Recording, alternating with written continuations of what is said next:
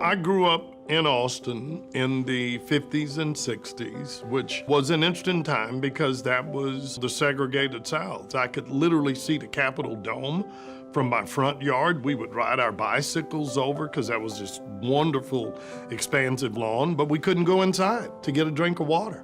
My story is the same as so many other young people of color who came of age in the South. Everything for us was about family, about faith, and then that passion that education would be the tool that we would use to change our lives.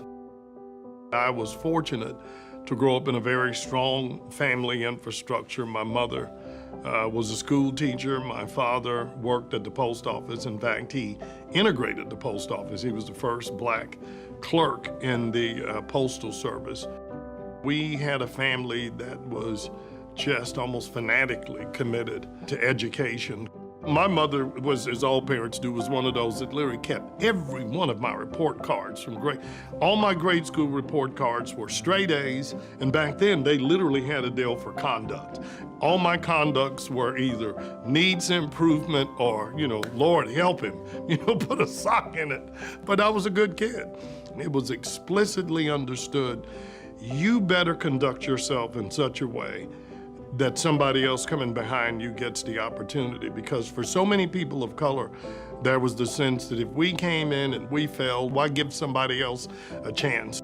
I was inspired from a very young age to be a lawyer. I wanted to fight for social change. So I moved to Dallas, started my legal career. And then after a couple of years, in 1981, I accepted a job and moved to Washington to work for Senator Lloyd Bentsen. I did that for 2 years. And then the job came open to run and build government affairs for the city of Dallas. And then my friend, Ann Richards, who had walked me through the Capitol and become a good friend, ran for governor and won.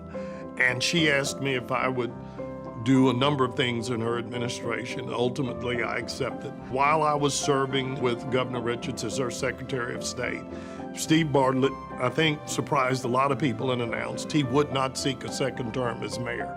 And so at that point, I thought, I can do this. We were really fortunate. We won the mayor's race in May of '95 without a runoff with 65% of the vote. And as I like to say, I was privileged to become the 5th first black mayor of Dallas. One of the geniuses of junior achievement is to take kids, and particularly kids that come from disparate backgrounds, and at least get them to realize you can dream very different dreams and you can make those dreams come true. You gotta have a plan, and don't let others define that dream. When we embrace our diversity as a strength and embrace all of our young people as the geniuses, the dancers, the engineers, the dreamers they can be, we not only make their lives better, but we potentially enrich all of our own lives.